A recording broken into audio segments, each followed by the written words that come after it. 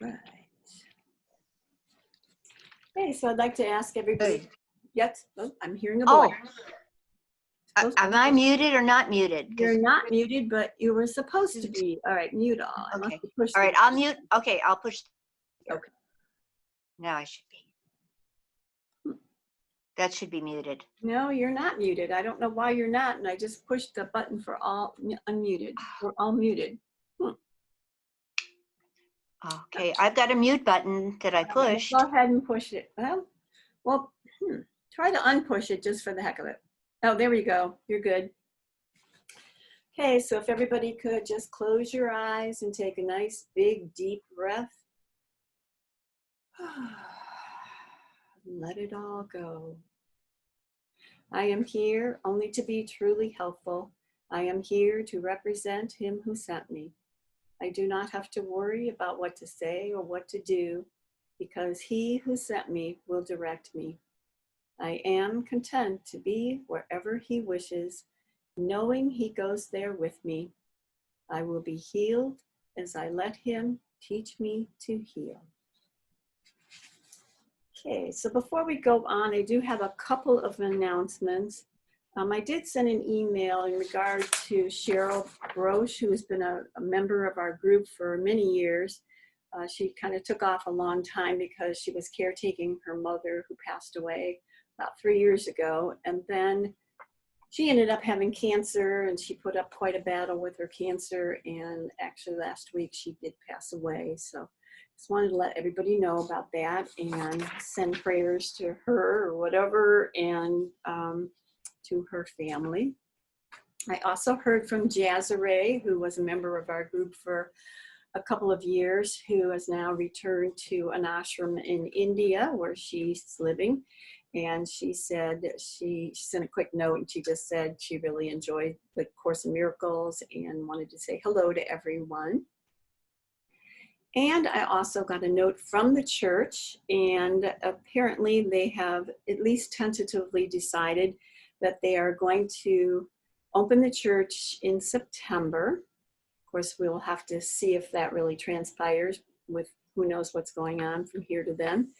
And my guess would be is they'll have stipulations like we need to wear masks and things like that, but I won't even go into that. But just a ballpark awareness of what is going on in that regard. All right, I think that's all for our messages today. So I'm going to continue with the sections about the hero of the dream. It's a nice juicy section. And I'm going to once again read the statement from Ken Wapnick that he talks about the body.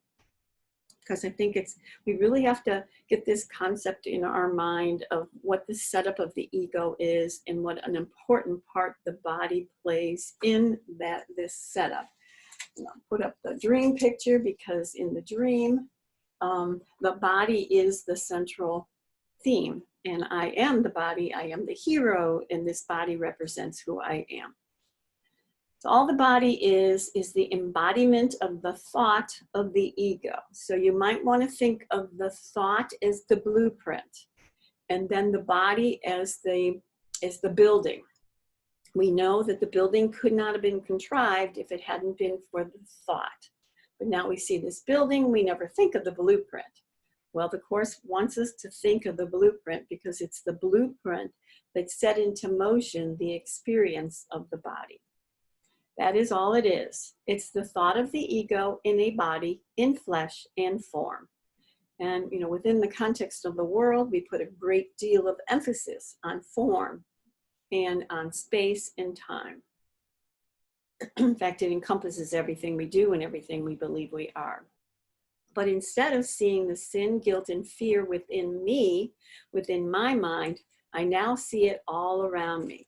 So with the idea of guilt, sin, and fear in the mind, which we couldn't tolerate, we projected it into the world of the dream. And now I forget that that's really what's going on in the blueprint in my mind that has not changed or left. So when I look at the world, I'm afraid of all the things that occur in the world, never consciously being aware that the world is not the problem. It's the thought in the mind that is the blueprint that is causing the experience of fear around me.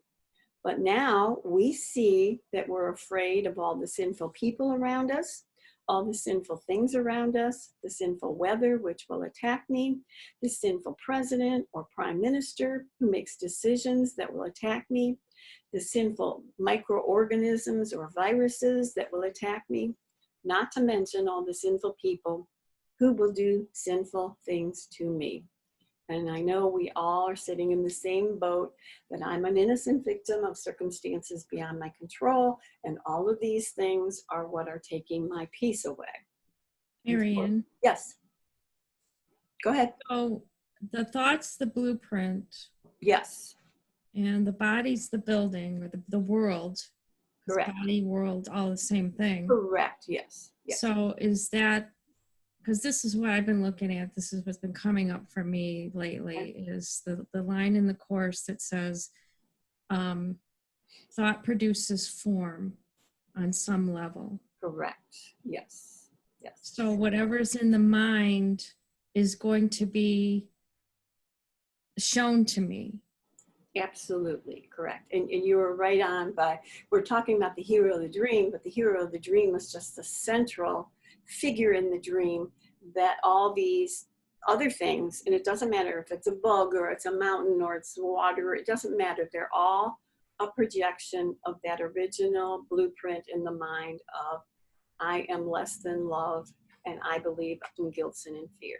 And so it doesn't matter. Yeah. And that's even true of what I consider to be benign things in Absolutely. The whole deal. I mean, think of the dream as a balloon filled with all this stuff. And when you poke the balloon, it will just all disappear.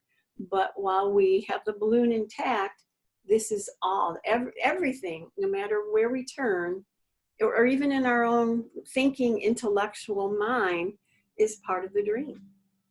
I have been noticing that where this has been shown to me, I guess I could Yep. say.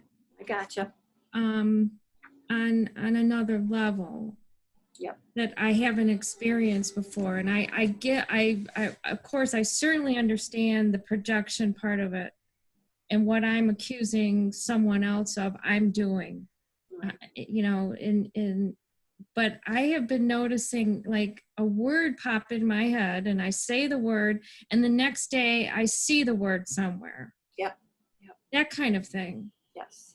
Well, and what's really happening with that is your mind is open. It's like you have a portal or a door that's allowing the understanding of what truth is to come in. And so it's like if you have a big picture window that's just covered up with dirt and mud and slop and whatever, you can't see anything, but you start scraping off a little corner of it, the sunlight's going to come flowing in, and then it's going to start flowing in another place because you scrape that off. And, it's a beautiful expression whenever the reflections of that love come pouring into your world. And, sometimes we have to work a really, really, really long time and, put forth diligent practice before those reflections start to pop up. But when they do, they're quite lovely. And it's also, the other thing that I noticed recently was the duality of my thoughts and how I'm seeing both sides. Even if I say the one side I absolutely hate, Yep. I don't want that, I hate it, it's still being shown to me. Yep. I'm seeing, my beliefs, but I'm also seeing the other side of my beliefs, which I must believe as well, because I believe in duality. Yes, of course. But I think that's also another kind of a progression in that you're starting to recognize, because usually when we start, we're usually focusing a lot on the things we're not very comfortable with because it's so blaring. But I think as we get to a certain level, it's like that sort of levels off a little bit. And then you just start to realize, oh, even those things I really thought were wonderful, they have a downside as well. And they're not, quite the wonderful thing that I proposed that they would be. And, it's like you start to see, well, it's like rising above the, in an airplane versus driving your car. As you look over, you just begin to see things from a much vaster perspective. Very cool. All right. So then he goes on. Yep. Marianne, could I ask then about that, what we were just talking? Yeah. So that is what Rose just talked about is I just wrote this. You get to measure all of your thoughts against what you always thought you were thinking. You get to measure so all of those things come back around like in a circle to so that you can look at them again in a different light, but get the same answer. Get the same answer. That's it's almost like they're picking up speed, and you're picking up information. So now you get to have it with awareness because you're wanting awareness. Yes. Yes. It's you asking to be enlightened about that particular issue, or just to be enlightened in general, and it'll go to the place where you have been asking to understand better, Right. and then see all those different sides, and then that's it changes your thought about that. Yes, and it just like you said, Rose, like Rose said, it's just like a word will pop in your head, and then that word gets kind of thrown around. Or I've had experiences where I will. One day I was actually downstairs reading, and I read this paragraph that really was important to me, and then I went upstairs and opened another book, and that same paragraph was in that book as well. So it's like the universe is saying, come on, here it is, got it, come on. Pay attention, here we are. So it's really it's a little unnerving, but it also is showing you that that's the way it works. Yes. That you're yes, I mean, always opening the book to the place where you the day that some horrible news came about some children who were killed in their backyard, that related to the family I work for. Wow. My lesson for the day was there is no death. I mean, like it's like it says, okay, come on, this is Wow. you feel like there is no death when you're okay with it. But then when it comes up, what do you do then? And then that's the other question. You say, okay, God, what's with this? I'm reading there is no death, and yet, it's the fact is in my face, and I just was almost crumpled in like, no, this can't be what I have to look at again. This can't be what I have to look at. And I kept asking, and about a week later, the mother of the family I work for, well, they were involved with it. They didn't know the child, but they were going to be at school with these children. These two girls were killed in their backyard. And I kept asking the Holy Spirit, how can this be right? How can this be okay? What do I do with this? How do I, really get my head around this? And it was so interesting because the woman who, her daughters, of course, were not, nothing happened to them, but they went to a memorial service. And she said that she came right to me, and I sometimes I don't talk to her much because she's busy working while I'm working at their house. But she came out directly to tell me that they had gone to this memorial service. And what she told me about, that the father of these daughters said, don't think about it. It wasn't, we know the truth about our children, and that's what we're thinking about. And I was so, like, I was chastened by that, like, okay, I just have to keep holding on. But that was a real test of, okay, now you tell me there's no death, but then these children have died, and then how do I do this? Not what do I do, even to do nothing, you sit and do nothing is fine, but it just couldn't. I kept praying about it. What is this about? How do I reconcile this? Wow. And it's interesting because it is possible to reconcile, but I see, like, it's like I was holding on, like I was water skiing or something, and holding on as hard as I could. And then finally, it comes through whatever you're open to. And it's quite a dramatic well, I guess it depends. I mean, how much you have to really want, it can't be right. There's no death. And, why do I have to look at this now? Why am I looking at it again? Because it's important to my development, is what I finally Right. come with. Wow. Yeah. And got to peace, got to peace. I mean, it felt like it took forever, but that was the only option. Yes. Yes. And I really like the way you did that. And we have to begin with where we are. I mean, none of us in this space here, probably most of the people on the planet for that matter, understand what it means that there is no death. I mean, I can read those words, I can say, oh, that's nice. I like the idea that there's no death. But whenever it gets hit in the face, then all of a sudden death becomes very real to our experience. And of course that would happen because we set it up that way. Death is one of the characters in the fear factor of this poor little innocent victim, the body. And in the context of the illusion or the dream, how could I possibly not be afraid of death? I'm afraid of everything else as well, but death is a huge one here. And so to be able to recognize that's where I'm coming from, that's my experience. And I think it's very kind of almost humorous that you read the workbook lesson that says that, and then you get faced with it that day. That's, like talk about, we're going to learn this lesson today. Let's get on it, girl. I know, it was like, just get ready and hold on for all your worth, because it's just going to keep coming at you, because it's, while we're in this body, it's not been reconciled what that means. Right. In every which way that we can imagine, and it won't be. It has to keep continuing as long as we're in this body or identify with the body. And also, I felt like I had gone through enough kinds of death with my father, my mother, all these people have died.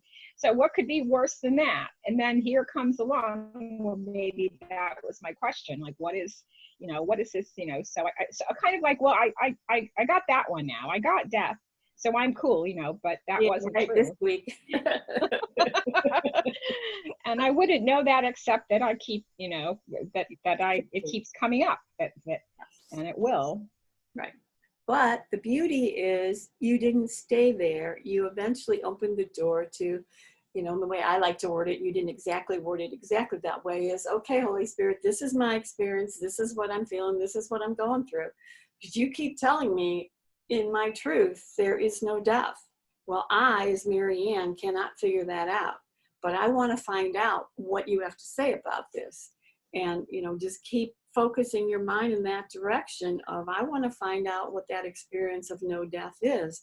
Because I don't really enjoy the experience of death in my conscious awareness. Now, in my subconscious awareness, with the blueprint in my mind, I really love the death, because death gives me conflict, it gives me fear, it does all those things so I can play the part of an innocent victim.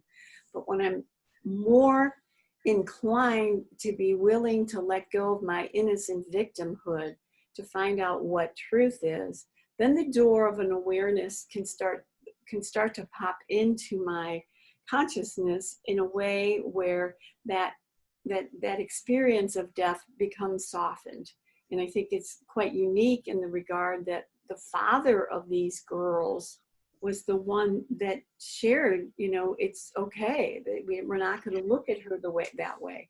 And he may not. Yes, and in the confines of the Catholic, the priest and the father were expressing to 1,000 people in this church, in COVID-19, his children were safe at home, and then they were playing on a hammock and were killed instantly. And he was the one. And I think she must have, we all had that kind of feeling, like, how could this be? Right. And I guess too, like, what happens more and more, and not that easily, because I still don't really want to let the Holy Spirit have a lot of airtime. I would rather take it over. But just kind of like, at some point I go, okay, that's it. Let's have it, Holy Spirit. I need it. Let's have it. And that desire to get through this crap and say, okay, I'm going to listen. I don't know what this is. I'm going to listen. Yep. And that seemed to expedite it, but still there was this matter of time and struggle of how, hurt, pain, I mean, sorrow, crying for people I never met before. Sure. And I thought that was the interesting part of it, was how, I don't know what part, why we have to go through all that, but I guess it's just what we allow. When we say, okay, Holy Spirit, let's have it, I'm done. Yeah. Maybe it comes faster than, I don't know. And then there's a line in the chorus that near the beginning where it says, there's a limit to how much pain we can tolerate. And I'm just like blown away at times of how much pain we allow ourselves to go through till we get to that point where we go, oh, that's right. Here you go, dude. I can't do this on my own any longer. And I think it's interesting that, I know you've gone through some close relationships with passing recently. And then you get to this one, like you say, I don't even know these people and I'm crying for them. We don't know how deeply seated that concept of death is and how much it rules over who we are. Yeah. And that's the slap in the face. That's what feels like the slap in the face. Like we're doing our due diligence every day and then boom. So and really what's happening, Andrea, is you are doing your due diligence and you're ready for the next classroom. But instead of feeling like the next classroom because I graduated from the last one, it feels like, oh my gosh, don't be slapping me with this one. I'm not ready for this one. And yet it's really opening you to the next level of letting go of your attachment to the ego. So it's perfect, but sometimes it's not very ego friendly. Most of the time it's not very ego. Well, and I guess I feel like I can't let go of it until I do have a sense of, just like where it's lifted, where there's not any more this sadness and upset, where it's actually lifted. Yep. And you do get that space where you have never been before, where you're absolutely set free. You can't settle to not be set free, because then you're mad. You're not, it's like you say all the time, like you're either one thing or the other. And if you're still upset, you're still upset, and you have to you have to be there and allow, and say that and allow it, and then don't pretend that part. And only then will you get released. Yeah, you won't get released until you want the truth. You don't want anybody saying, oh, that's too bad, but maybe well, anyway. Okay, so that's all. Thank you. Okay, cool. All right. If you're crying at a funeral, you're not crying for the person who's passed on. You're crying because now you lost that person, and that person cannot do for you what you want. And whenever I go to a funeral and the body is laid out, I go up and I talk to the body and I tell them to look around for the light. And when you find the light, go towards the light, because that is your home now.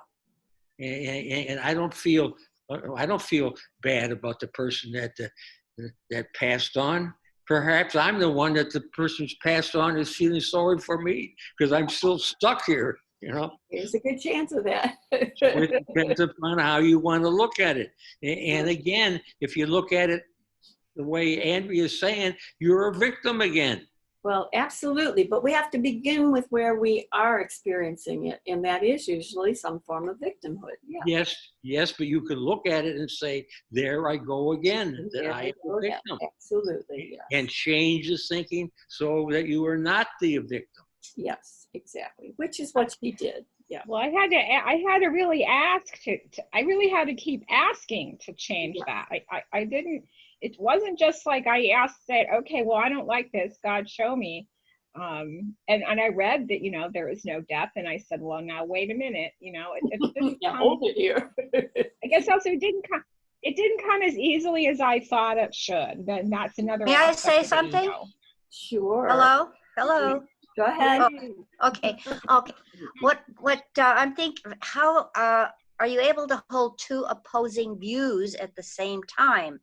It would be like there's a debate going on. Let's just say a a high school or college, a debate where there's a topic and there are two different sides. But, Yes. and usually you would take one side but a good exercise would be to take the other side as well. That's standing up, get above the whole thing and take both sides of the debate. There's a microcosm and the macrocosm. Yes. Yes. So how big of a picture are you capable of seeing? Well, I guess we And just then never know until it happens. No, well, not necessarily. Not necessarily, but you. Okay. Well, I guess it has to do with whatever you're experiencing is what your ego is doing, is what you're engaging, how you're engaging it, and then you can only ask to. Yeah. Ask to accept what is. Ask to accept whatever is happening, as if you had chosen it. Okay. Which you did, right? Okay. Well, then there's right, and that was, I guess maybe it was all in there as a Sure. It was all there. It was all there, and like you said about taking the opposite sides, those I felt were pointed out to me like right away when the lesson was there is no death, and I heard that these young girls were killed, and it affected me in some way, not me personally. And then the pendulum went way over to that side. Yeah, it did. Yeah, way over. It sure did. That you have a mind, you have a mind which you have to learn how to control. Sure. I like what Beata is saying, in that something Rosa was saying that made a lot of sense in this. A lot of times we're asking for something to be taken away before I even understand what it is. It's like, and for me, my history is always pushing away and abandoning, which has always been an issue for me. Abandoning something before, because I'm afraid, or it's too much, or it's bad. Yeah. I put a label on it. I want to escape it. And as opposed to the embrace.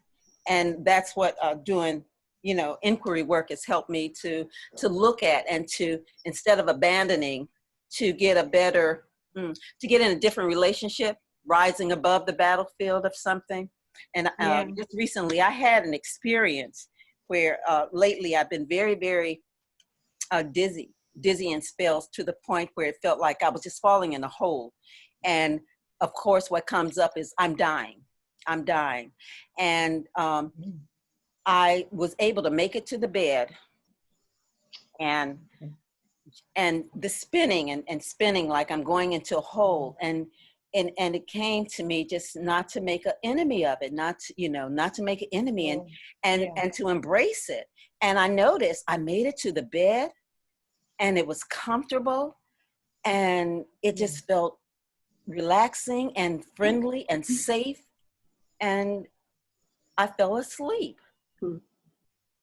Next thing I knew, I was waking up, and it was good. It was okay. I was still dizzy, and there was nothing terrible about it. And I was like, and if death is like that, what am I afraid of?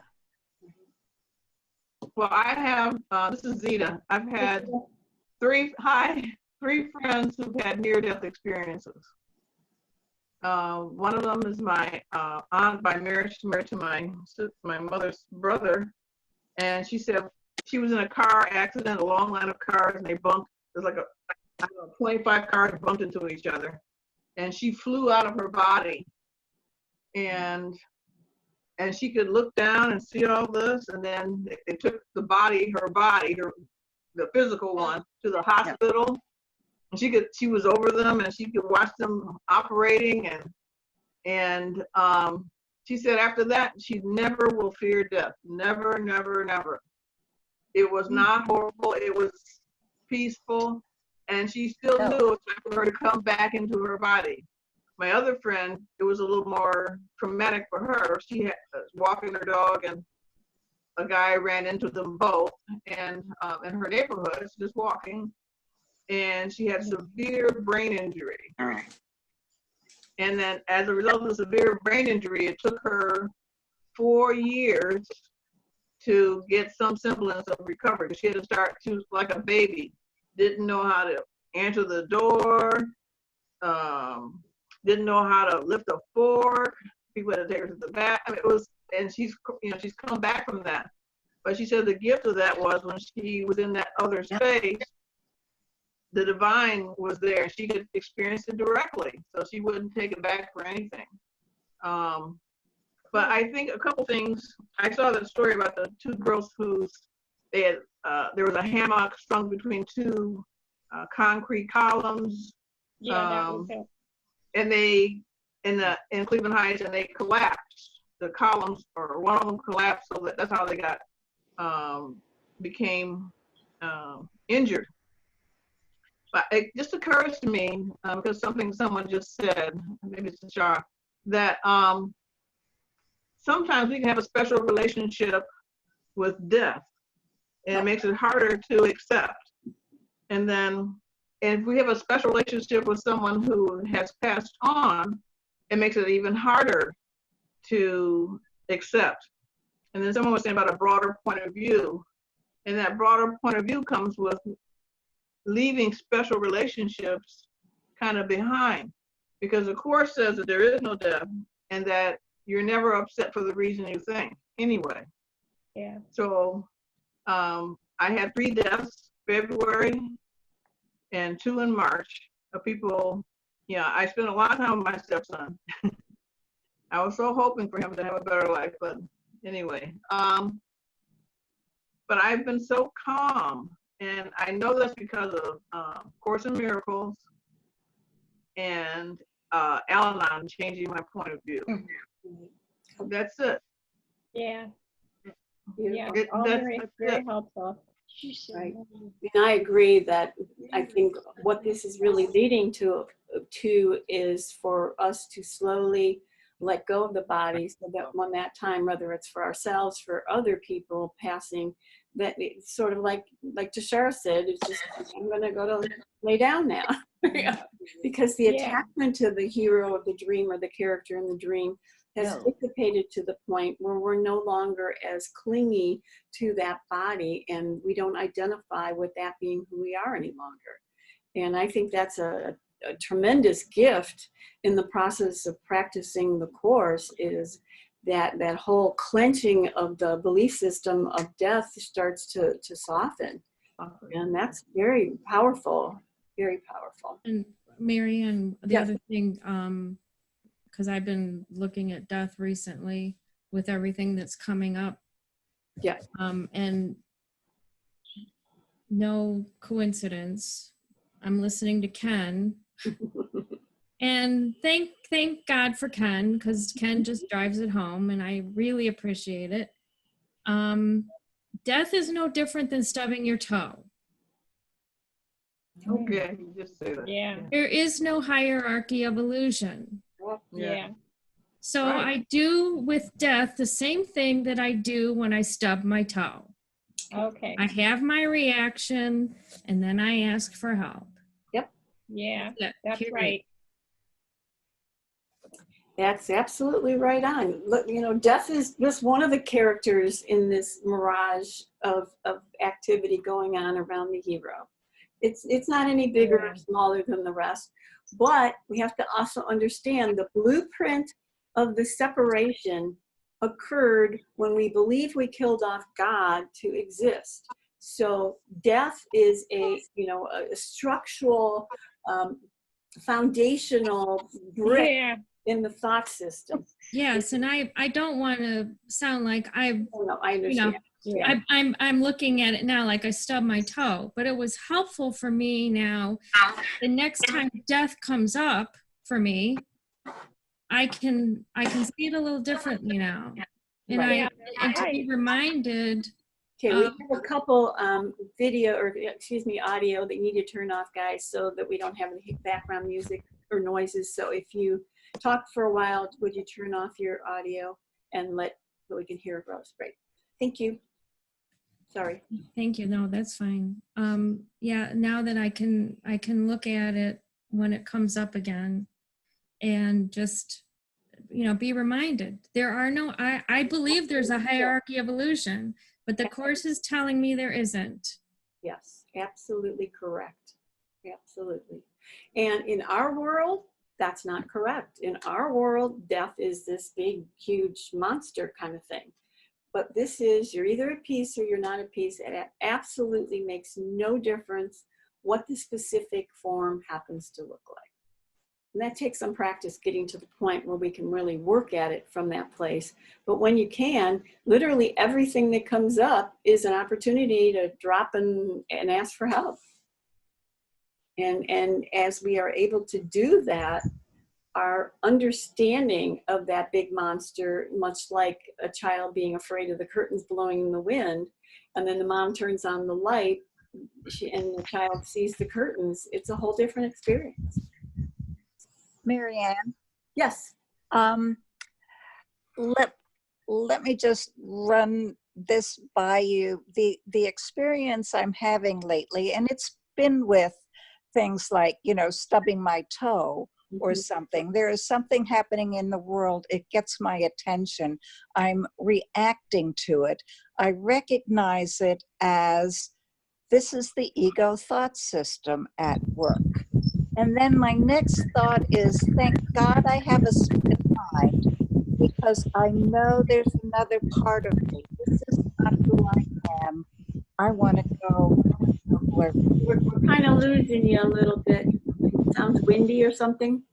No, I'm not sure what that is. Can you hear me now? Yes, much better. Thank you. Okay.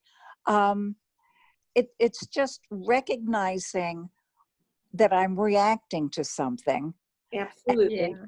I recognize it as, oh, this is the ego thought system. Where did I think I was? And then I say, thank goodness I have a split mind, because that means I can go to the other part of my mind.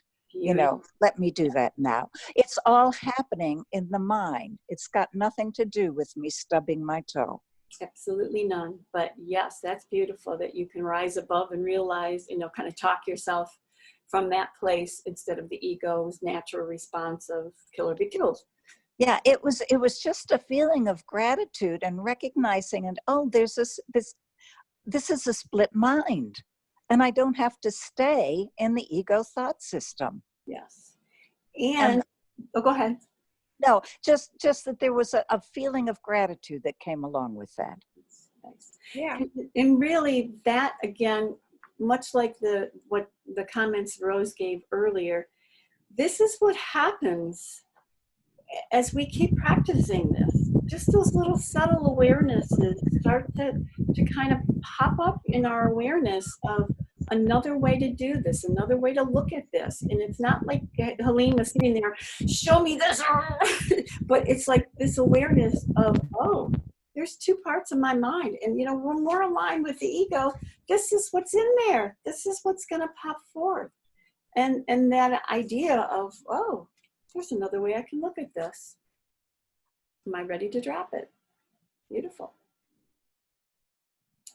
All right, so I'm going to finish Ken's little statement here. The purpose is, and again, the purpose of the ego projecting into the body is to keep us mindless by rooting us in the world as bodies. So it's to stay focused on the body and my relationship to the world, time and space, through my body, so that I don't remember that I had a mind that made the choice of separation. And as long as I believe I am a body at the mercy of other bodies, it will never, ever occur to me that I am a mind, which means I am now living in a perpetual state of mindlessness. I am not a mind. If I am not a mind, I cannot change it. In other words, this was intended to keep us mindless, to keep us focused in the body as this adorable little innocent victim, with all the other things on the outside being my problem. And I can maintain my thought of separation from God and not be responsible. But if I remain here, I can never change my mind, because the original decision for the ego is preserved forever. So as long as I stay mindless, it's a no-brainer. I'm stuck here. It's only when that occurrence, much like Bill and Helen, where they had that moment of going into that meeting and realizing, you know, there's got to be another way. We can't tolerate this pain any longer. That shift takes place, and we start recognizing there is a crack, there is an opening, there is another way of seeing this. And then the Course comes along and describes and explains that and gives us ways pointing in the direction of how we can practice doing that. All right, so if you want to look in your book, we're in page text 585, and we'll probably start with 86, but I'm going to just go through a couple real quick things, and then I'll tell you what paragraph we're going to start with. And it's called The Hero of the Dream, and for anybody that doesn't have the pages, it's text chapter 27, section 8, and then I'll tell you what paragraph when we get to it. All right, so I'm just going to really quickly review a couple of the concepts that we've read about so far. And let me, whoops, that's not what I want. Get out of there.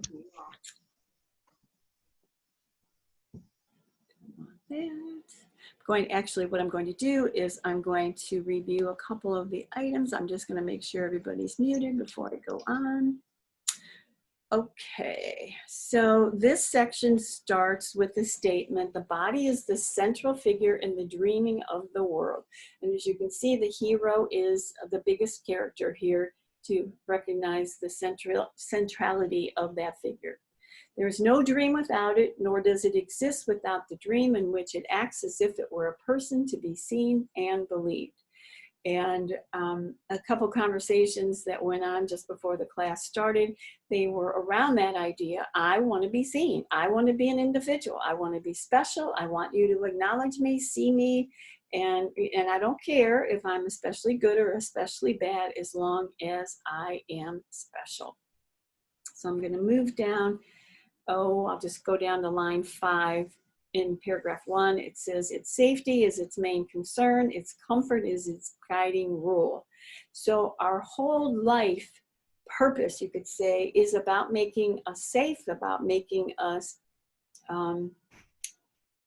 comfortable. So I want food that I like to eat, I want my temperature to be correct, I want people to be nice to me, I want things to work around me so that I can remain the central focal character and everything around me is taken care of.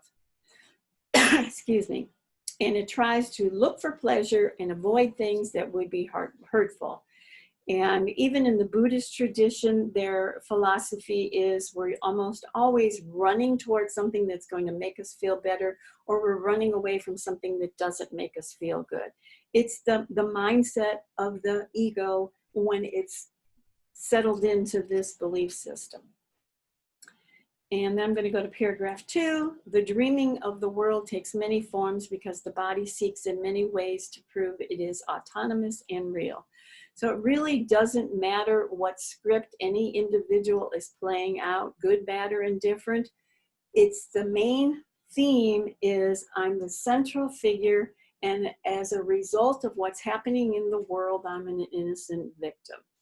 So I think sometimes people will compare their lives to somebody that's richer or more beautiful or whatever, and they want to, think if I only had that, then I could be okay. Well, the fact is, if we're in this dream, we're never going to be okay, because within the context of the dream, truth does not lie. And then we have to let go of the dream in order to access that. Paragraph 3, the body's serial adventures from the time of birth to dying are the theme of every dream the world has ever had. And again, that's what this package brought, a serial adventure, a birth to dying. All right, so paragraph 4, thus you are not the, and what it's trying to lead us to is the understanding, and I have to read line 4 in paragraph 3. All right, maybe I'll start with 3. The dream itself takes many forms and seems to show a great variety of places and events wherein the hero finds himself. The dream has but one purpose, taught by in many forms, or excuse me, many ways. The single lesson does it try to teach again and still again, and yet once more, that it is cause and not effect. And you are its effect and cannot be its cause. So in other words, within the belief system of the ego, we believe we're the cause. What the Course is trying to help us understand, no, the whole dream is an effect. It's an effect of the belief system that happened before the dream showed up. And so we need to reverse that understanding so that we can understand how to walk through this process. So paragraph 4, thus you are not the dreamer, but the dream. That's what we believe when we're the ego. That this is all the body does. All right, let's see. And so you wander idly around places. That this is all the body does is true, for it is but a figure in a dream. Jesus wants us to help us understand you're a figure in a dream, that you are dreaming. And we know when you have a dream at night, you have a dream. Most dreams we have were one of the central figures in that dream as well. But when you wake up, you know the dream was not me. It was the character in the dream portraying me. Well, in truth, I'm not this character. I'm the one that's dreaming the character of this dream. So as long as I'm stuck here, I can never access the awareness of being outside of the dream and looking at the dream. And that's what we're really working towards doing, observing myself. When I can observe myself and look down at the dream and see myself in relationships to the characters and whatnot. Just like Helene just mentioned, she recognized, well, I'm a character that appeared to stub my toe, but when I can observe from afar, I understand that it's not really Helene being the character, she's just observing the character called Helene, which takes us to a different level of understanding. So I'm going to now move on to paragraph 6, and I'm going to start with line number 2. And again, this is a foundational line within the Course. In fact, it's on the chart because the tiny man idea is right up there on the top, right below God, heaven, and oneness. And it's the kind of crux of where this whole story started to unfold. And it goes, into eternity where all is one, there crept a tiny mad idea at which the Son of God remembered not to laugh. In his forgetting did the thought become a serious idea and possible of both accomplishment and real effect. Now I'll just stop right there. So into eternity where all is one, we were all at one, and in eternity we had this tiny mad idea which the Son of God remembered not to laugh. Now Ken was always very adamant about the idea of when we chose to separate, we had that tiny mad idea. The answer was given. The answer was nothing happened, come back home. But because we were already enmeshed in the guilt, sin, and fear, because we believed we had killed off God to exist in duality, we were now afraid to go back home. Because we liked the idea of being an individual. We weren't too happy about the fact that we couldn't have love, but we settled for this because we still wanted to be an individual, special, different, and we were now afraid of the love of God. So we had all this guilt, sin, and fear, and then we projected that guilt, sin, and fear into the bubble, into the illusion, and now we remain the individual who's an innocent victim, and all the other things are the problem that take my peace away, not what's going on in my mind. So then God is basically inviting us. He said, in his forgetting did the thought become a serious idea and possible, both accomplishment and real effects. Jesus is inviting us. Together we can laugh them both away and understand that time cannot intrude upon eternity. And I'm just going to stop with that for a second and kind of relate to what Andrea was sharing or Zita was sharing about the deaths and so on. Jesus is asking us to look on the dream, and he's saying we're going to laugh them, we can laugh them both away by understanding that it's a dream. It's a dream of guilt, sin, and fear. It's a dream of division. It's a dream of duality. When you recognize what eternity is, you're going to look back at this and you're going to go, why did I ever choose that instead? This will hold no value whatsoever.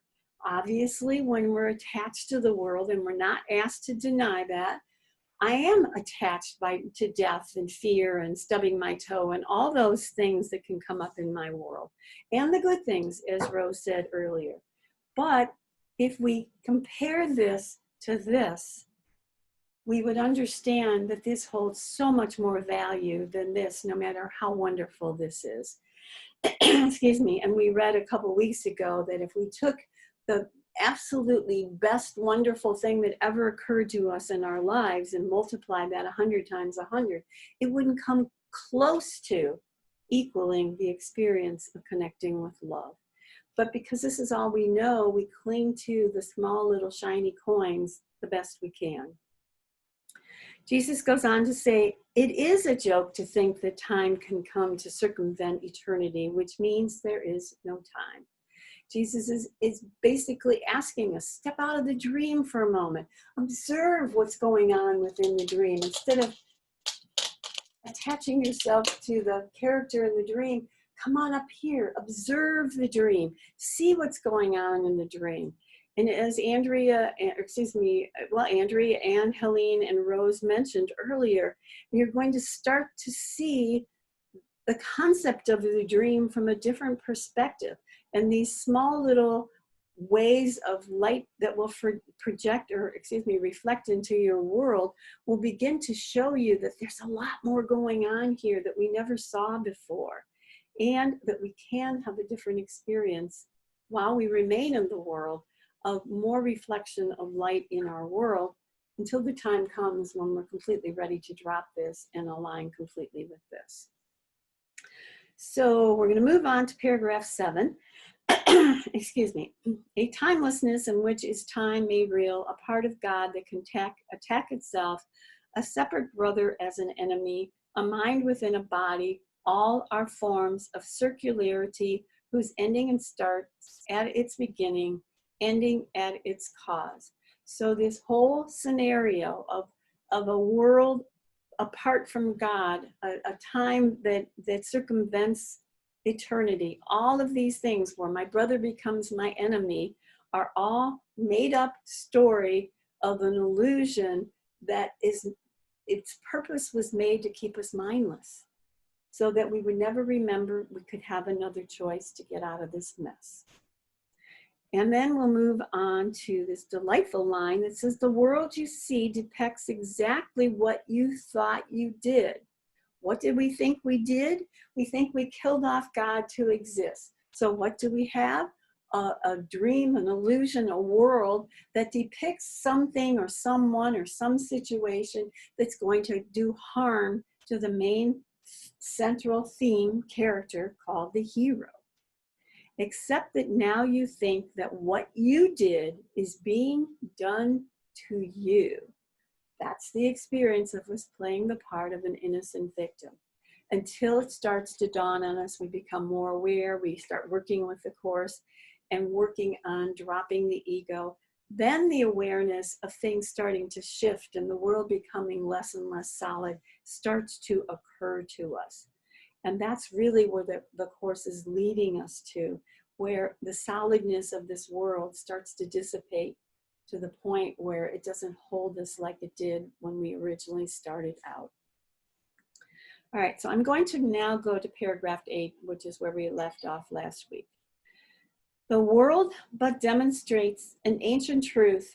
You will believe that others do to you exactly what you think you did to them, which is very similar to the line I just read from paragraph number 7. We really believe, and again, the reason why we believe this is because we have the blueprint. The blueprint says, I'm bad, I'm guilty, it's kill or be killed. I have guilt, sin, and fear in my mind, and we wondered how we could get rid of it so we could survive. So we dumped it in the world. We now see it in the world. So the world is always telling us a story about what's going on in our mind. But we didn't get that. We didn't realize that. We just responded, attacked, judged, ran away from, anything that came up in our world that disrupted us, which is a no-brainer. If that's all we knew, that was the best way we could survive. But once deluded into blaming them, you will not see the cause of what they do because you want the guilt to rest on them. So basically what we have done to our brother, and I'm going to bring up this chart because despite the fact that this applies to absolutely positively everything in our world, oftentimes it gets focused in on a specific character or person in our dream. So basically what we did when we set this into motion was took our guilt, sin, and fear, put it in our brother. So now we play the part of an innocent victim, blame our brother for our lack of peace. So basically what we have done, stole the candy, put it in our drawer or ate it. Police come to our door and we say, take him away, he's the guilty party. All the time knowing that we're the ones that did this, which keeps us in a very painful place because despite the fact that I'm pulling off this ability to play the part of an innocent victim, all I'm doing is increasing the amount of guilt and pile it on more and more layers. Because even if I yell at my brother, I then feel guilty for it. So I'm recirculating or recycling the guilt over and over and over. And it's necessary for us to eventually be able to drop that so that we can find out what the real answer is so that we don't keep recycling the same old storyline. And to blame something on another is not a very loving thing, and yet the fact we think we're playing this part of an innocent victim. How child is this petulant device to keep your innocence by pushing guilt outside yourself, but never letting go. So in other words, we haven't let go of this. We've just pushed it out on somebody else, which is kind of like pushing it out on a mirror, but then you get to look in the mirror all the time. So it really hasn't gone anywhere, even though it appears that it's showing up in another character. And so what we really want to get a hold of and an understanding of, much like what Rose said before, is what I see in the dream is now my classroom. It's showing me all the times, all the ways, all the experiences that are telling me I've lost my peace. And they are literally my salvation now because they're showing me I've got more work to do. And this is not meant as a reprimand. It's not meant as an attack on us. It's simply as an awareness. If something can disturb my peace, and again, just like somebody said earlier, it doesn't matter if it's death or stubbed toe. In this process, if my peace is gone, I've chosen for the ego instead of love. It's very simple in that respect. It takes a long time for us to come to that awareness, but once we do, this becomes like hitting the tennis ball. Oh, there it goes again. There it goes again. There it goes again. And the word petulant, in case you're not real clear, is it's a childish device of keeping our innocence. It is not easy to perceive the just when all around you do your eyes behold its heavy consequences, but without their trifling cause. So when we look around the world, it seems like a heavy consequences, and it's hard to look at this world, to look at this illusion and have just about it, because there's death and there's suffering and there's pain and there's the coronavirus and there's, you name it, all these horrible things that are happening in the world and how they affect us. But when we realize they're not real, they're just part of the dream that was set up to keep us stuck in this world, totally different experience of observing it. Without the cause, do its effects seem serious and sad indeed, because we are an innocent victim of them instead of the cause of the effect that we're experiencing. Yet they but follow, and it is their cause that follows nothing and is but just. So what he's saying is, when we realize the cause was a silly, tiny, mad idea, that we can come back to God anytime we want to, and nothing that we think we've done within the context of the illusion has any effect on who we really are. And when it dawns on us that connecting and grasping the illusion is probably not where I want to be any longer. And when we have those moments when something really takes my peace away, and we start to have that conscious awareness of what the Course is speaking of, and we can have that little willingness to, first of all, begin with, like Andrea shared, the tears and the fear and the discomfort and everything that came with the emotional attachment to the death of 2 young girls that she didn't even know. But then eventually coming to the point where she could drop that and recognize there is another way, but I want to find out what that other way is, that we undo what the ego part of our mind set up. And then we become the observer completely of a silly world that's been set into place that's not real. So I'm going to pause there, see if anybody has any comments, and then we're going to shift into a little different arena. Anybody have any comments? Nobody? All right. Okay. Well, you had your chance, guys. I have a comment. Okay, go for it, girl.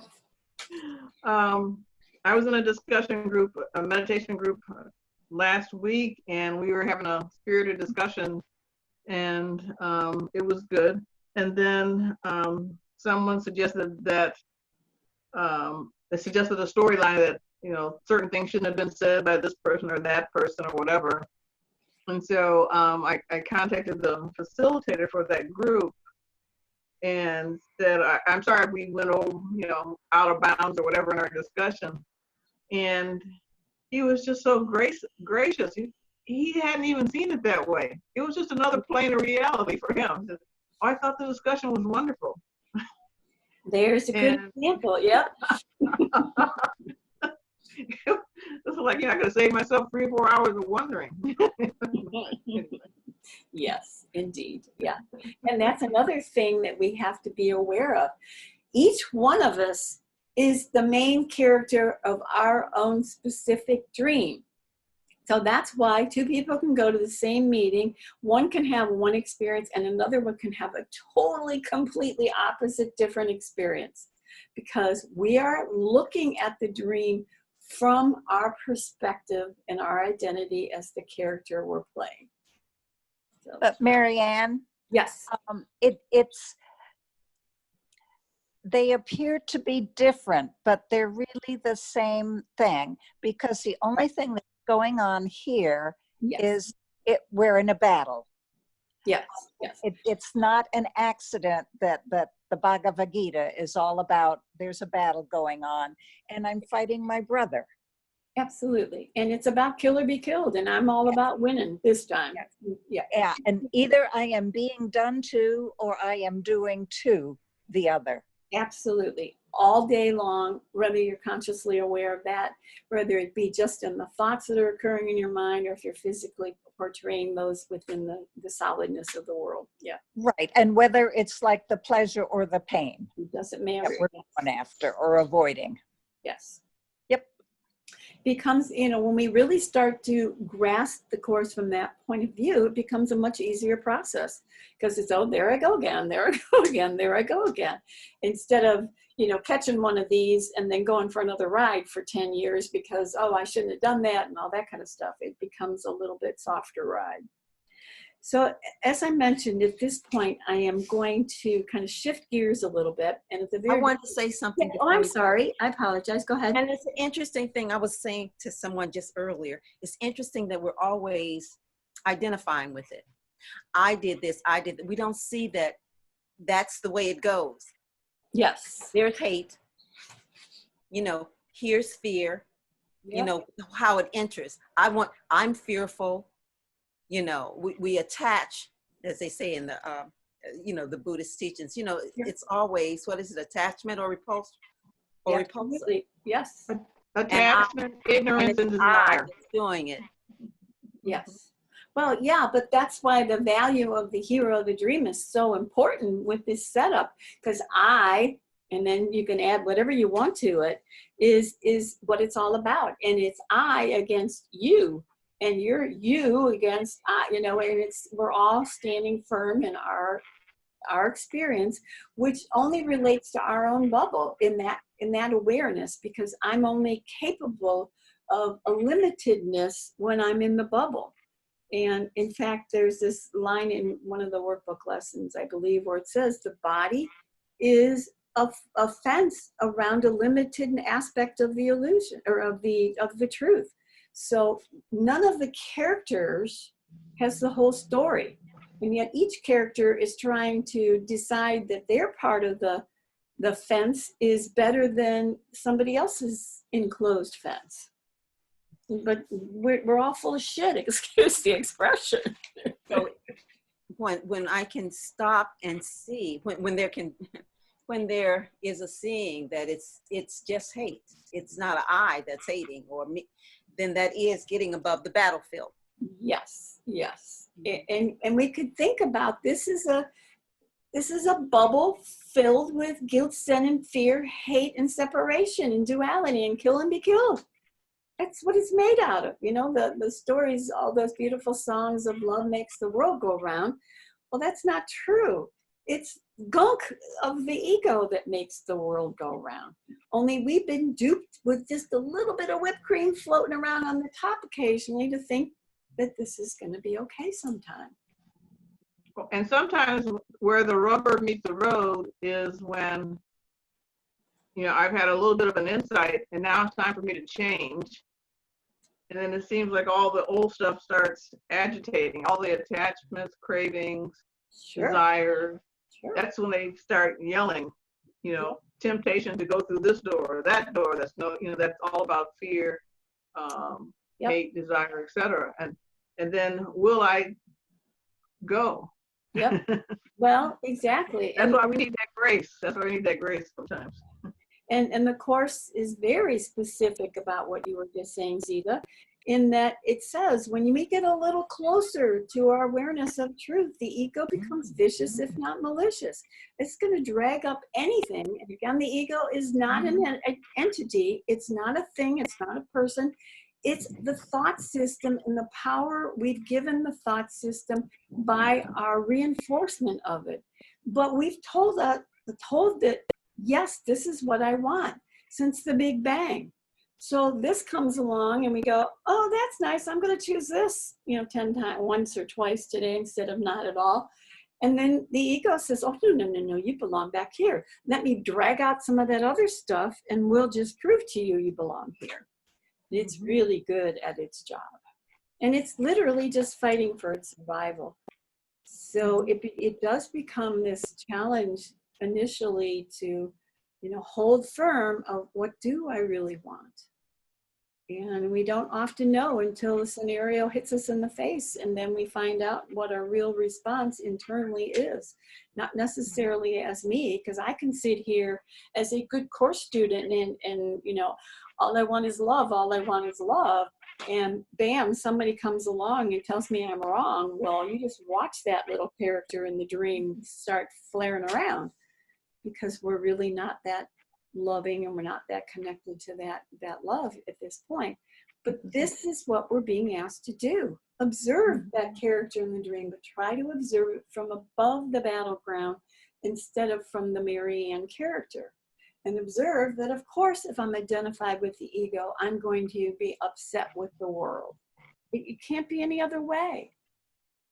But the more I observe it without judgment or condemnation, the less attachment I have to it. Because what this is set up as, if I attack one of these things, whatever it may be, I'm actually giving it more power by my belief in it.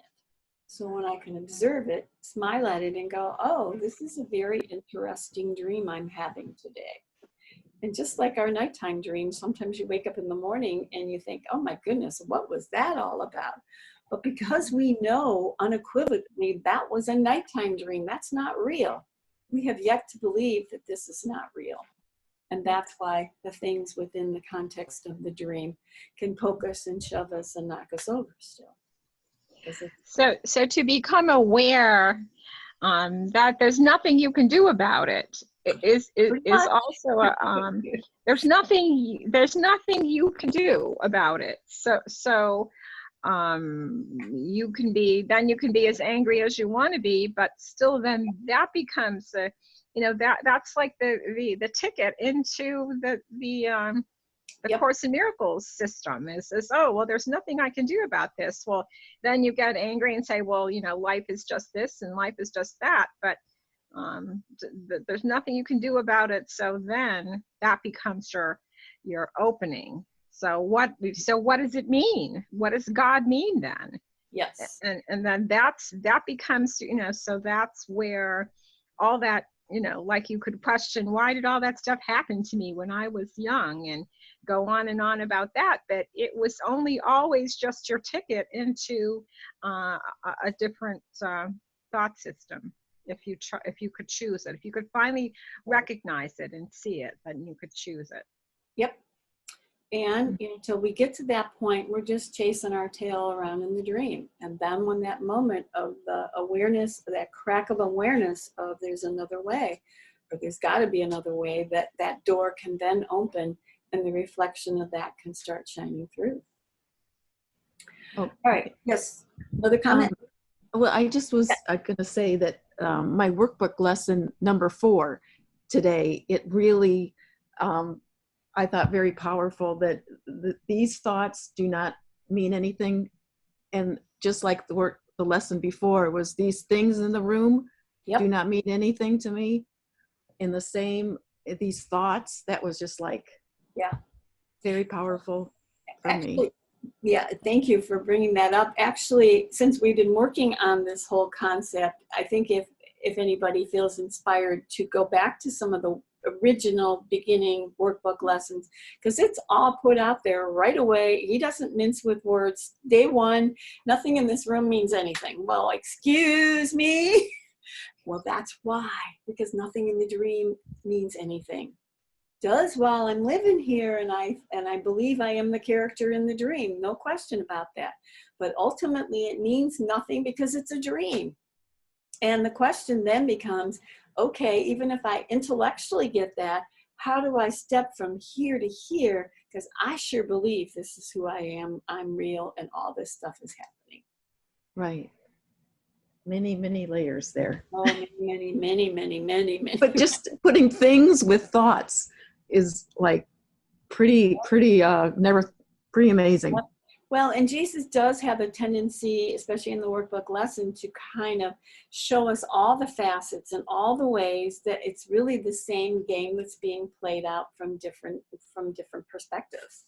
Because it's real easy to get hooked into one, but not think this one's involved, and yet they all are very much so involved. Okay, as I mentioned, anybody else before we go on? I think we got them all this time.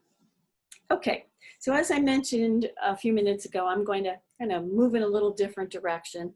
In the very beginning of the class, before some people even got on, Bill Thetford's name came up. And for those of you who are fairly new to the course, Bill Thetford was Helen's sidekick, I guess you could call him. When Helen was starting to take down the course, she and Bill were Bill Thetford, she and Bill were co-workers, and they had offices very close to each other. And Helen was having some psychic experiences, which eventually led to her hearing this voice, which took place very shortly after Helen and Bill had that profound statement where they shared the idea of there must be another way. Because Helen and Bill didn't get along well together, nor did any of the people they worked with get along well. So when they were going into this meeting one day, one of them said to the other, there must be another way. And for the first time, probably ever, the two of them agreed. And shortly after that, Helen had this awareness of this voice coming through. And the voice said to her, this is the Course in Miracles, please take notes. Okay, at which time she went into work the next day, frantic, upset, irritated, and like feeling like she was going crazy. And she told Bill about it. And she said, well, what should I do? And Bill said, well, maybe you should take notes. And that became the scribing of the course. So what I want to emphasize here is you would think that these two characters who brought forth this amazing, beautiful, spiritual, forgiving, loving book would be people who would find their way to, you know, do what it said, I guess you could say. And then after the course was actually physically written down, Ken Wapnick was the next character that showed up on the team, I guess you could say. And he helped to, you know, put the course in line as far as chaptering and grammar and all that kind of stuff, editing and so on. And you would think the three of them would just be like this wonderful conglomerate of love that could just spread that love all across the world for the next so many years before they died.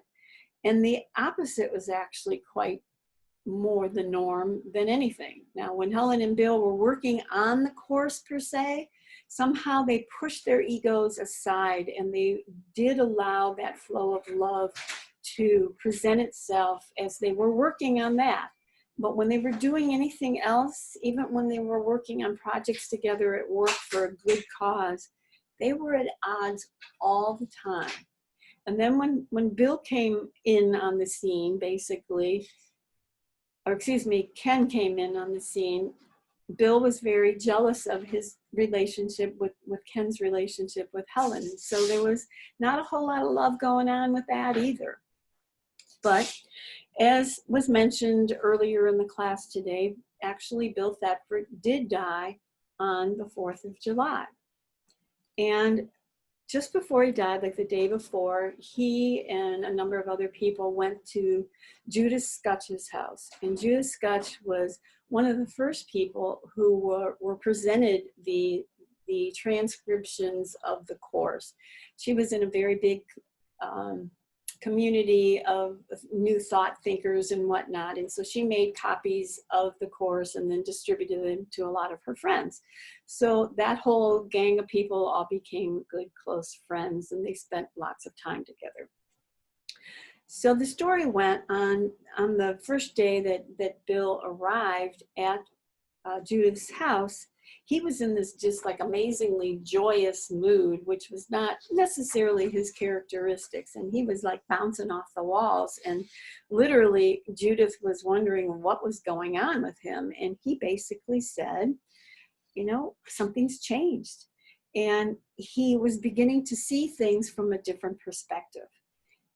And the course states unequivocally that as we change our thoughts, their outer counterparts, the details of our lives, including others' behavior, will change automatically. So as I start to choose for the truth, I might have a relationship that's just really challenging, and suddenly they'll look like they've changed. And we wondered, well, how did that happen? I didn't say anything to them, but really what's happened is you're now seeing that same individual through the eyes of love instead of through the eyes of the ego. So Judith basically said to him, you know, like, what's going on with you? And he said, it's the 4th of July. It's my Independence Day. She asked if he felt free, and he said, yes, it's my Independence Day. And he had gone from being restricted, reserved, inflexible, to expansive, flowing, and inclusive. Now, understand that this wasn't because of one thing he did. This was years and years and years of practicing the course on a very consistent basis. And he basically said to Judith, there's no more baggage. I'm cleaned out, in and out. I'm complete with everyone. Well, Judith knew him quite well and kind of looked at him and thought, yeah, I don't know about this. So she started questioning him with different relationships that she knew that he still, you know, had a lot of issues with.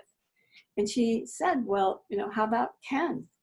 And he said, I had spoken with Ken a few months before, telling him that anything I had ever held against him was my own misperception, and how terribly sorry I was. I was honest with Ken about the times I felt resentment towards him, his judgments about him, and his resistance to being friends with him. He had excuse me, I had grievances. All of my grievances are gone, absolutely gone from my mind, and I don't see them anymore. And I ask your forgiveness. So, you know, that was a major classroom for him to come to the place where he could look at Ken and no longer have any of that stuff holding him in a place where he couldn't see Ken clearly because of the lenses he was wearing. So he also said, the traits he cultivated, the ones that led him home, are well within everyone's reach.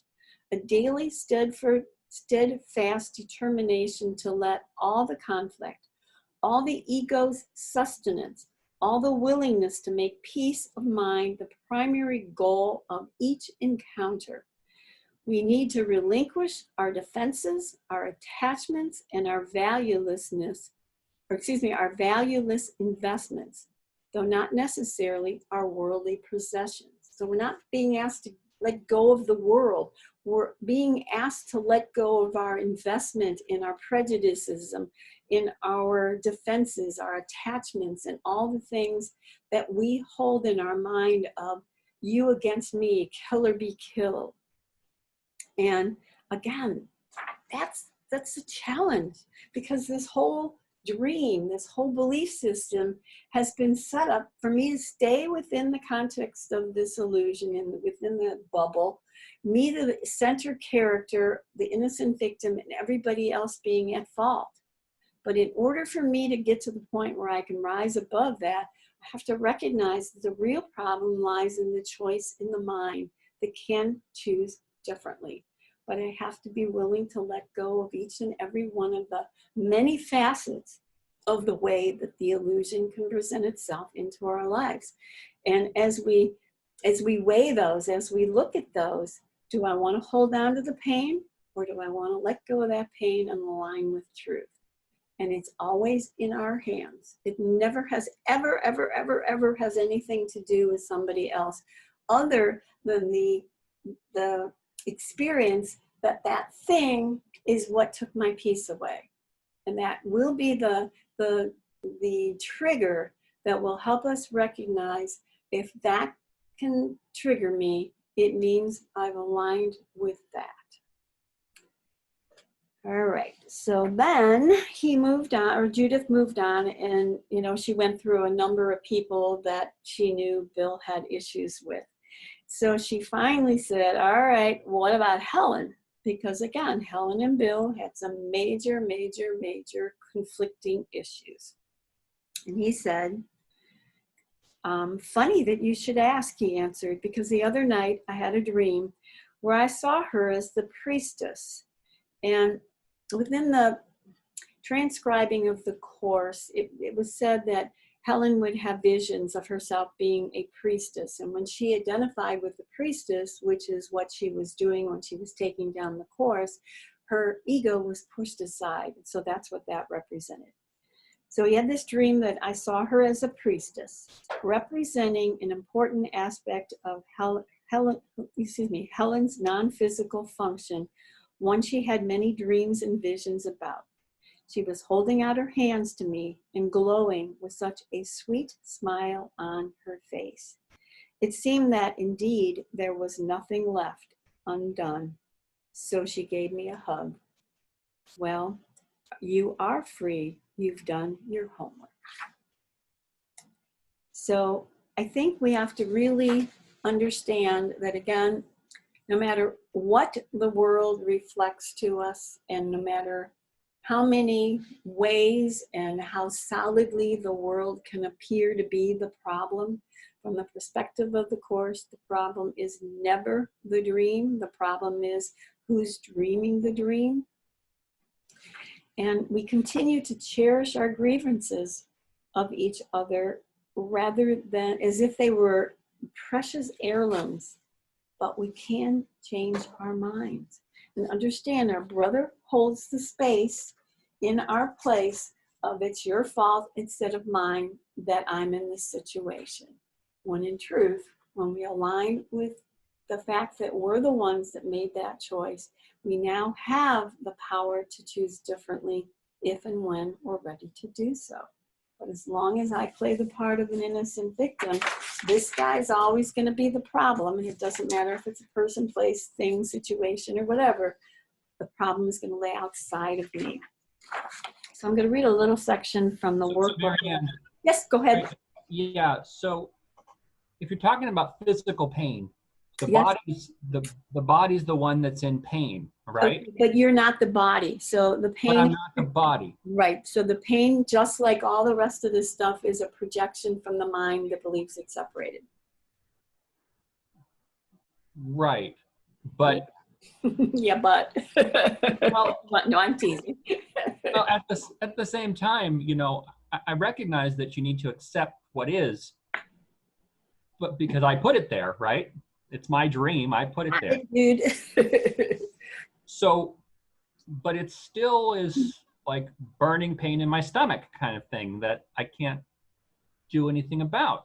Yep. So just by saying nothing ever happened isn't going to cause that pain in my stomach to go away. Right. And that's why we're asked to acknowledge what you just said, but go to the doctor, take the medication, do whatever you feel like you need to do, but keep working with this material. And just like somebody said about death early, take that concept of death or that pain, recognize this isn't a projection of the belief in the ego, and use that as your classroom to be willing to drop this and ask to be aligned with the truth is.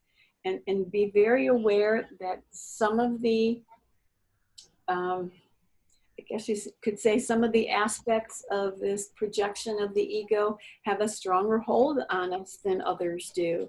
And there's absolutely nothing fun about pain, and it can be, you know, a long-standing experience. But the same process applies to it. So how do you drop the pain? You don't drop the pain, right? You have to accept the pain. You drop your attachment to the belief in the illusion, or go through the steps of doing that. And, you know, I remember there's a little pamphlet. It's called the something about losing weight. I can't remember the title of it. And it was a kind of a discussion between a couple different friends. And one of them said, well, yeah, it's much easier to just go and have a candy bar than to wait for God to show up in our lives. You know, it's like, you know, that's waiting for the bus and he's not showing. Well, we want instant, let's fix it, let's go for it. But literally every time, no matter what the scenario or the situation is, that your willingness to drop it comes to the surface and you choose differently, something is shifting, something is changing. You're becoming more whole in this is dissipating. But what we normally do is we do that, and then we come back in here and go, oh, but I still have pain. This probably isn't working. But it really is working, even though the pain has not seemingly been dissipated. And I know that's a very hard place to be. And yet, begin to observe the pain, Jason, and really get connected with it. And I'm sure if you do, you'll become aware of the fact that the pain is not nearly as solid as it leads us to believe it is. And that, you know, if you're distracted by doing something else, if you're really conscious, you will see that the pain will go away, or it will certainly dissipate a bit. And so it's playing a game with us, a very powerful game that it can use very well. And we just have to keep working with it. Or Marianne? Yes. Marianne, from what I understand, that when the mind is healed, you have no pain and the body cannot feel any pain. And that the body is really neutral. So all the pain you have is being put there by the mind. When you're a puppet, you're a wooden being, or, you know, you're a wooden thing that's being operated by the thought system. Right. And for being operated by the ego, pain is real. It's solid. When we step over here, it stops. But what we do is we stop over here and then we come back here because we're so identified with being the body. Yes. Yeah. And, you know, if you think about a puppet, you know, intellectually, that puppet doesn't feel pain. Duh. It doesn't talk. It doesn't walk. It doesn't do anything. It's a piece of wood with some hair on it, you know? That this is why Jesus on the cross did not feel pain. That is correct. Yes. Yeah. And that's it. You know, that's up above on the top of the mountain. You know, this is what's going to take us to the top of the mountain. But in the process of getting to the top of the mountain, the ego is going to pull out everything. And pain is, if nothing else works, just jab you with a little pain, and we're right down in the pot there. You know what, though? I agree with what you said, Bob and Miriam, but the bottom line is where I am right now, I do feel pain, and I have to take myself where I am now, you know, and you know, I could know this stuff is true, but right now I do experience pain. And I just have to accept that this is where I am. I'm just where you are, Jason. You know, maybe I don't have a specific pain in my stomach, but I have other pains. I had to go to the dentist not long ago, and I had a root canal done, and at that moment I did have pain. You know, right? That's just where I am. Yeah, absolutely. Yeah, right. I'm not saying to deny the pain, because that's not what it's asking us to do. It's asking us to use the pain that we're experiencing to push us to the point where we have the little willingness to at least ask, how can I see this through your eyes instead of mine? But still take your pills. Absolutely. That's going to get rid of the pain. That's it right there. Yes, Bob. Yeah. Yeah, I mean, the difference being that, you know, you to look at it as something that your ego has an agenda about is, you know, that your ego has an agenda about the pain that you're trying to make something of, something that's, and your mind is totally off of anything to do with God. It's like it's, you know, of all the things that happen, and then you go. I guess, you know, something I've experienced is I go to the doctor, and it still doesn't go away. So I guess that's the edge of it, where you see, oh, well, that didn't work, and that didn't work, and this didn't work, and then, you know, like just to put your mind on something else if you're able to. Well, be aware, you know, you said I go to this doctor and believe me, I've had pain, physical pain most of my life. So I'm very adept at what this feels like. So I'm not just talking out of the side of my mouth. Okay. Sure. But yeah. Think about this as, you know, the ego wants conflict, like, you know, like not just wants conflict. It requires conflict to exist. Yeah. It demands conflict. It demands it.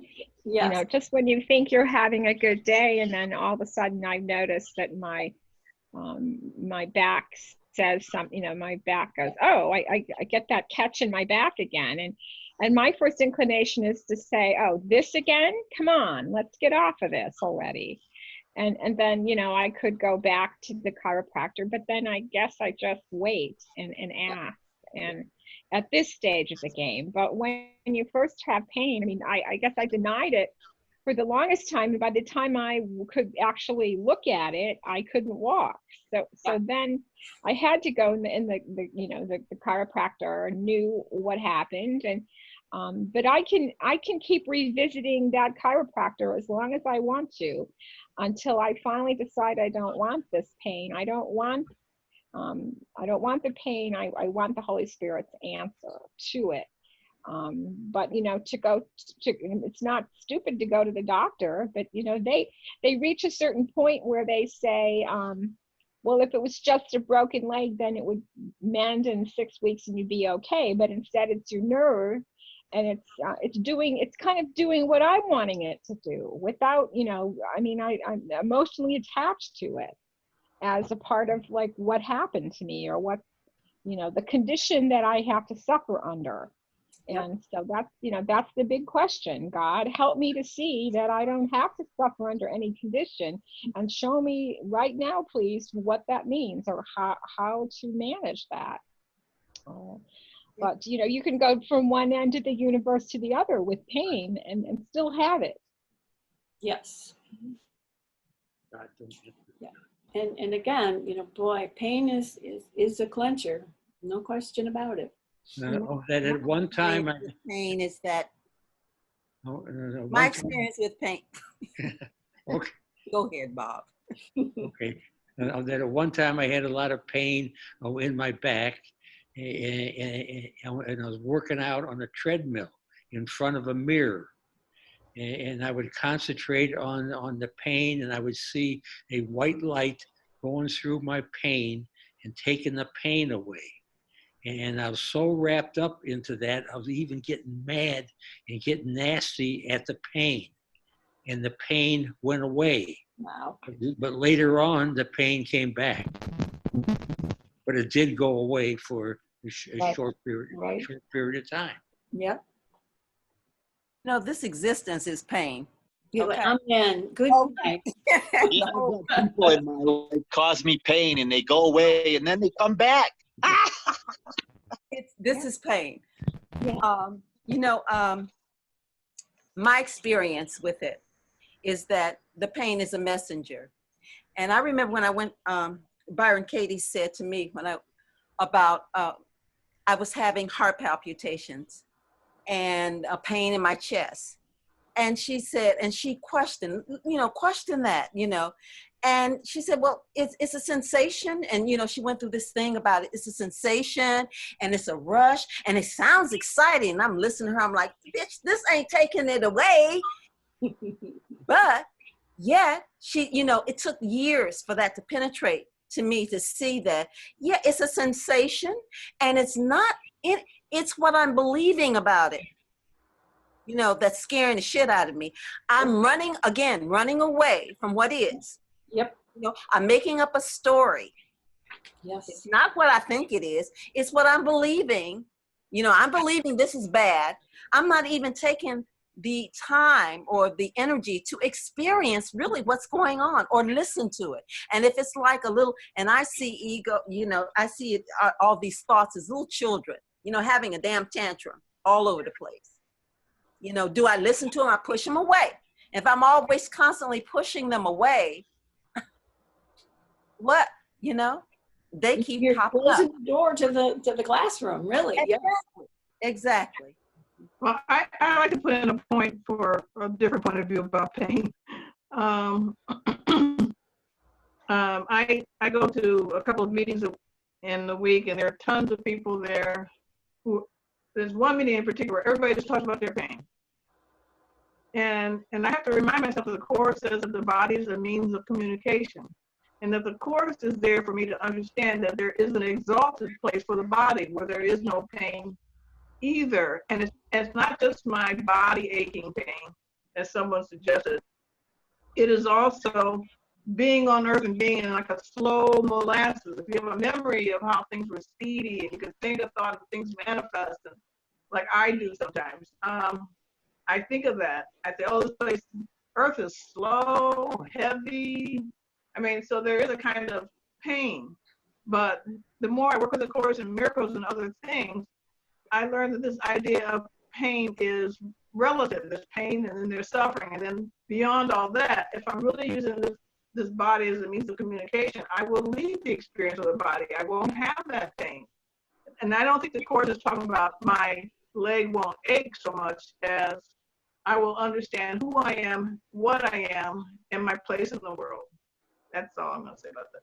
That reminds me of something else that said, pain is a given, but suffering is optional. Right. Marianne?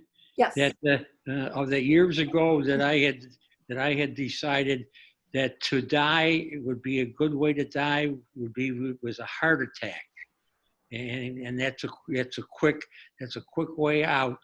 And then I went to a doctor, and the doctor had given me a checkup. The doctor had said that you have a bad heart, and he put me on all kinds of medication, put me on the Coumadin. I had to go in and have my Coumadin checked once a month, and one time they made the wrong reading. They called me up at the 12 o'clock midnight and told me to rush down at the hospital because my blood was too thin and that. And I had decided, I don't like this. This is not the way I want to go. And then I changed doctors. And this doctor took all kinds of tests. I brought in all of my records. The doctor says, I can't see where you have a bad heart. Wow. And so I told this to my family doctor. My family doctor says, I seen your charts. I don't know what happened, but you had a bad heart. And then a short time after that, I took a stress test. And after the stress test, that the woman that gave me the stress test says, your heart is off the charts, that your heart is better than our hearts. And this was young women. And they wanted to know, what do I do to have such a good heart? And so I told them exercise. And so I think that this is a good thing to show you change your mind. What happened? I don't know, but that's a story. All right. Was there somebody else that had something to say? Nope. Just that I think a good illustration is that there's a part of you that doesn't want the pain, and to use that part to get to the truth. But the part of you that doesn't want it, that has decided, I don't want this, help me. And like, that's where all any idea you ever get comes from. If you don't like something, and ask for help, because you don't really ever know what to do. Right.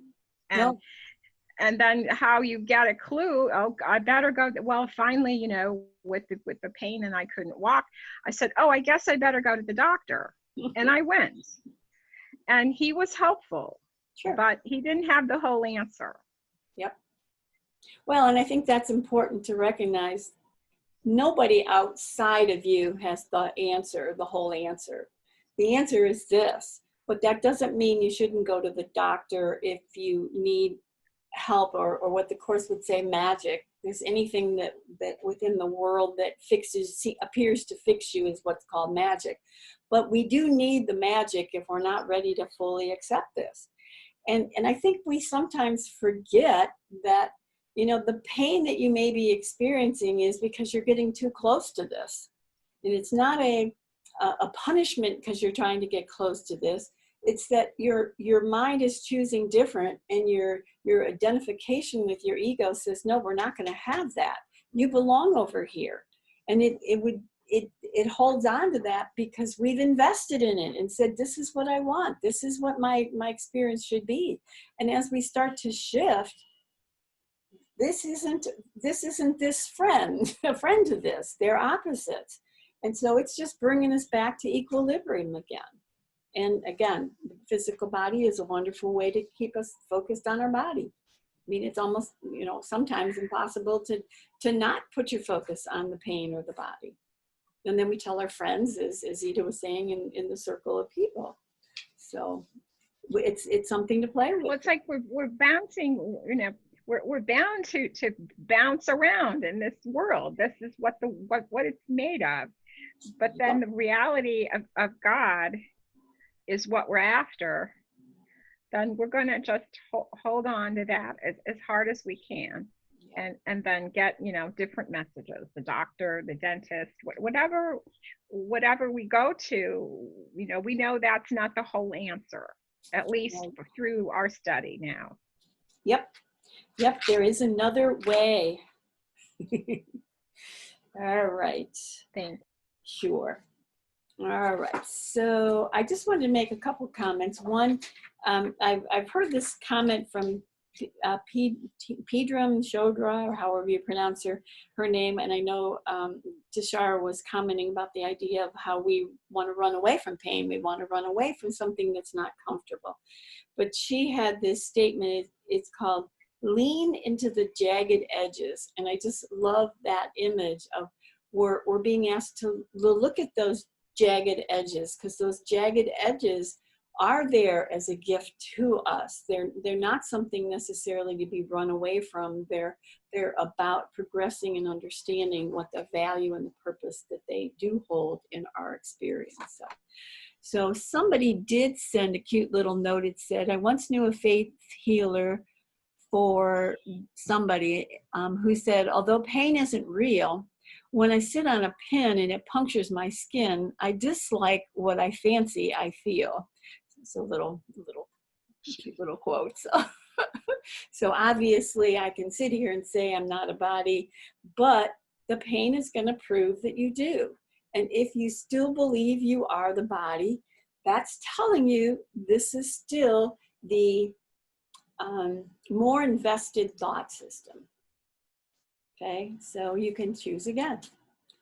All right, believe the pin will puncture, hence those who can lay. Okay, there. Somebody also wrote in the idea, you know, if you believe the pin will hurt you or, you know, cause you pain, then obviously it's going to. And we know that some people can, you know, lay on a bed of nails and it doesn't hurt them. I also have heard of people who have been hypnotized, where someone will take a pencil and they'll tell the person being hypnotized that the pencil is a hot rod, and they'll put it on their skin and their skin will burn.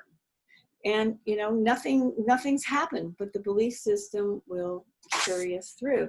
And I've also even heard of people who have more than one personality. And one of the personalities, when it's living or acting in the world, will need glasses, and the other personality will not. And it's obviously the same body. So again, our thought system is very powerful, again, only because we've given it that power. And I think we can all intellectually sit here and think I believe something, but the investment of the depth of the ego, much like the iceberg, our belief systems go much deeper than our conscious awareness do. So we really need to heal all of that in order for it to be so on a consistent basis in our life experiences. And yes, and this is also why Rose ought to take that broken ankle of hers as a good sign, yep. because that meant that she was doing very good in the Course of Miracles, and this was the ego reacting. So that's a plus, really not a minus. Yes, yes. I want to say something about jagged edges. You know, yeah. Last year, I had the experience of doing a walk on glass. Oh yeah.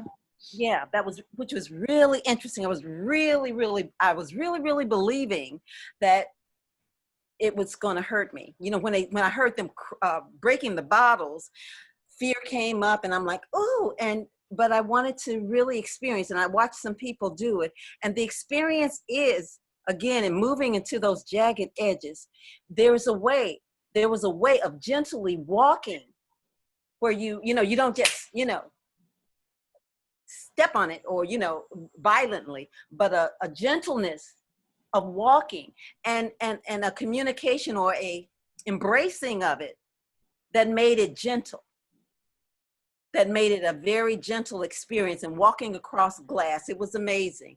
And really just communing. We were talking earlier, I think it was Bob, about the plants. Same thing. It's all the same. It's all the same. Yep. Well, and it's very true. It's, this is just a very gentle, different approach versus the approach that we know to be our reality. And, I don't think we need to look at this as this, challenging, difficult, hard thing, although it does appear that way oftentimes when we're so identified with the ego. But just that gentleness of allowing this to occur rather than forcing it to occur in that shifting experience. That one time I was working on something, and I was very, very focused on what I was working on, and I cut myself with a knife. And afterwards, some time passed, and I says, "Gee, I had to cut myself."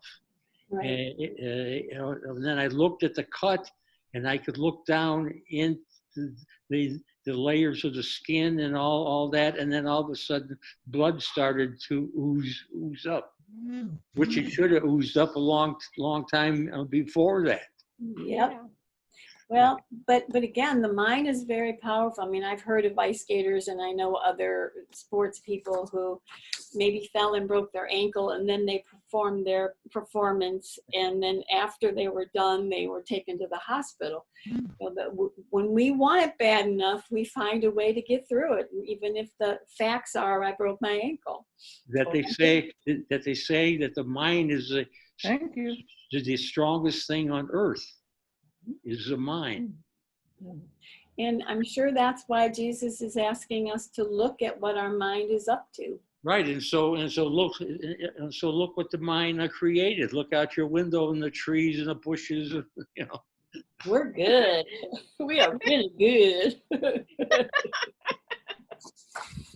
Okay, and you know, as we were having some of these conversations about the pain and all kinds of things like that, you know, how many of us still hold grievances against one of our brothers?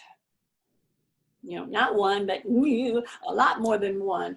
In subtle, tiny, itty bitty, you know, seemingly even insignificant ways that we continue to hold grievances on our brother. And we wonder why we can't completely access this. But the bottom line again is, I'm afraid of the love of God, so I'm going to continue to hold on to the pain, physical or the pain that somebody else gives me, because I'm afraid of that. And that's why one of the things I love about the Course is that Jesus is always asking us just for the little willingness in any given instant to relinquish our hold on whatever grievance we're holding on to. And that he'll then show it to us. You know, even with the idea we talked earlier about death, that's a grievance in our world. But when we can even drop our investment of what that represents for a second and say, you know, show me what you mean when you tell me there's no death. I don't get that. That makes no sense. But I want to find out.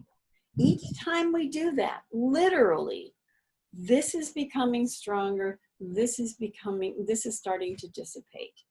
And Marianne? Yes. Excuse me. Sure. Yeah, I like what you're saying, and it reinforces for me something that Zita brought up a while ago, which is about grace.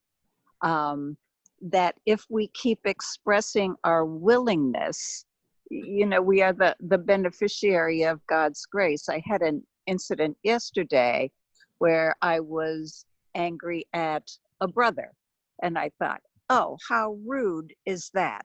You know, you've never done anything more rude than that. Well, yeah, there was this one other time too, but I am out of here. You know, I am just going to distance myself from this situation and take my anger and, you know, go outside with it or something, which I did. And I'm sitting there and I'm not asking for help. You know, I don't want any help. I got this anger thing and I'm going to hang on to that because that's what we do. Sure. And in a little while, you know, my brother came to the door and started talking to me. And I just started responding as if I were a whole person again and not just the ego part of my mind. And I'm telling you, I did nothing.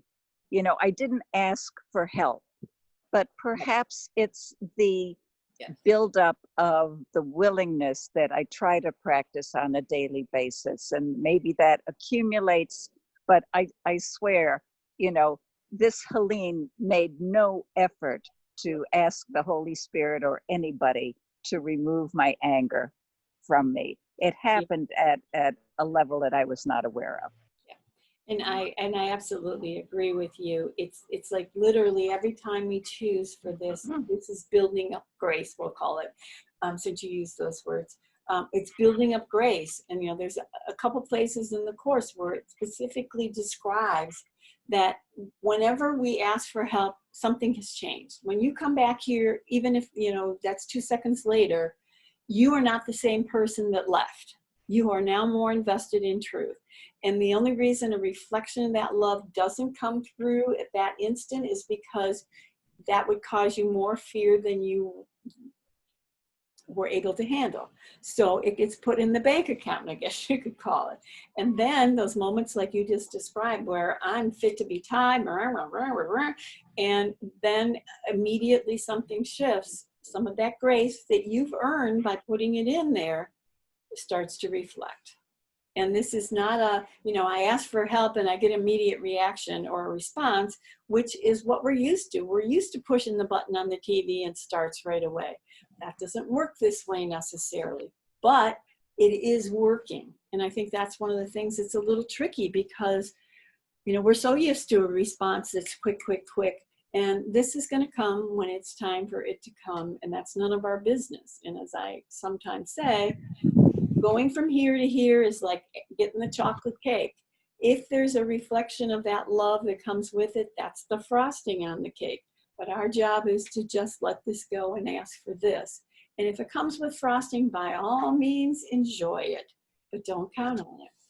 And it was a lesson to me in the fact that I am being run. I'm not doing the running. Beautiful, beautiful. Yeah, you are really the puppet, not the, yeah, you're the puppet and you're being run by whatever thought system is in charge at the time. Yeah.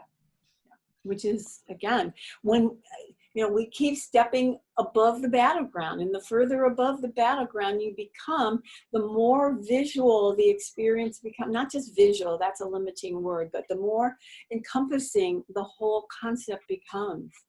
And it's just a beautiful unfolding experience. Now, initially, it doesn't feel like a beautiful experience because we feel like we're trying so hard. But as you start to relax a little bit, it starts to, just kind of flow into your world. All right, so I'm going to close the class with a little quote from the course. It's in workbook lesson 135, paragraph 20, and I'm just going to read a couple lines. Without defenses, you become a light which heaven gratefully acknowledges to be its own, and it will lead you on its way appointed for all your happiness according to the ancient plan begun when time was born. Your followers will join their light with yours, and it will be increased until the world is lighted up with joy. And gladly will our brothers lay aside their cumbersome defenses, which availed them nothing and could only terrify. So again, we need to relinquish our defenses, our attachments, our valueless investments, though not necessarily our worldly possessions. And, all the other stuff that comes to prove it's real is just a reflection, or a projection of our insistence that we know what the answer is. And the Course is constantly reminding us, I don't know nothing until we really accept that, embrace that, and drop our investment in believing that it's true. That's when those moments of the little willingness can take hold. So walk out into the world and keep on keeping, guys, because that's the answer. It's not magical. It's just keep on keeping. Okay, so we are going to say our closing prayers. So I invite you to close your eyes, take a nice big deep breath, and let it all go. Forgive us our illusions, Father, and help us to accept our true relationship with you, in which there are no illusions and where none could ever enter. Our holiness is yours. What can there be in us that needs forgiveness when yours is perfect? The sleep of forgetfulness is only the unwillingness to remember your forgiveness and your love. Let us not wander into temptation, for the temptation of the Son of God is not your will. And let us receive only what you have given, and accept but this into the minds which you created and which you love. Amen. Amen. Right. And as I've been doing, I will continue the class if anybody wants to hang out.